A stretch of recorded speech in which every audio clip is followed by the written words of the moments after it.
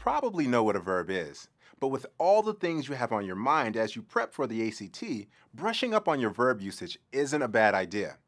It's important to know that the ACT writers are testing to see if you can spot inconsistencies in verb tense. You'll get fairly simple sentence questions on the English portion of the test, but you'll also have questions on bigger passages, which can be trickier and more time consuming. So let's refresh quickly, and then we'll get into some examples of questions you may find on the test. We'll start with our friend Evan. Evan is a boy. Evan loves punk rock. Evan has a girlfriend named Stella. We know some things about Evan, but we don't know what Evan actually does. We have words that describe Evan, but none that describe the actions that Evan is doing. What if Evan goes to the prom with Stella? Here, the word goes describes what he's doing. This is a verb. Any word describing an action or a state of being is a verb. Verb tense is the way a verb expresses the passage of time. Verb tense must be consistent, meaning when you read a sentence or passage on the ACT, you're looking for conflicts in past, present, or future tenses. Though the ACT will not test you on the specific names of the tenses, let's do a rundown of all the possible verb tenses you may encounter. We'll use Evan in our examples. Let's start with the simple present tense. Evan plays guitar. That means he's playing right now. If we're using simple past tense, we'd say, Evan played guitar yesterday, because he's playing in the past. Next, we have Evan will play guitar tomorrow, which is simple future tense because he'll play in the future.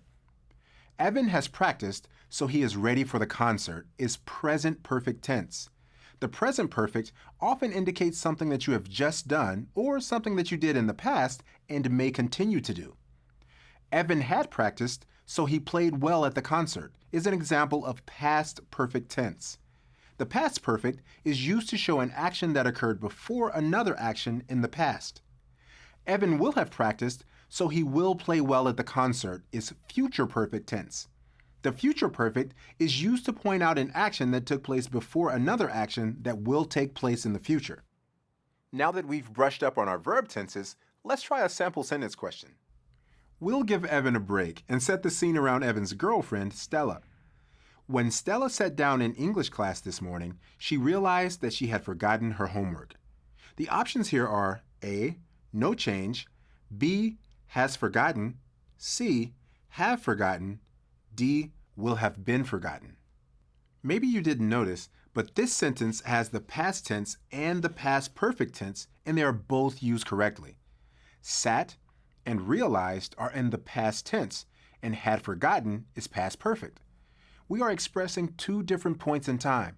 Stella forgot her homework, but didn't realize it until later. The correct option here is A, no change. Keep in mind the following. The 5 passages in the English section are 2 to 3 pages long each. That's a lot to keep track of, so always be on the lookout for inconsistencies in verb tense. Here's a pro tip for spotting those suckers. Frequently ask yourself, when does this sentence or this part of the sentence take place? That should help keep you on track even with a super long passage that spans several pages. Most verbs are easy to conjugate, but there are a few tricky irregular verbs. Check out the lecture notes for this section if you want a complete list. One more thing to remember is the use of the helping verb being. This is one of those words that is often used incorrectly on ACT questions on purpose. Watch out. Let's look at an example. Being told to do my homework, I went to bed. In the question for this underlined sentence, you will see that you are told to choose the option that corrects the grammar in this sentence in the best possible way. In this sentence, the word being is incomplete. It doesn't have a verb to modify it for it to make complete sense.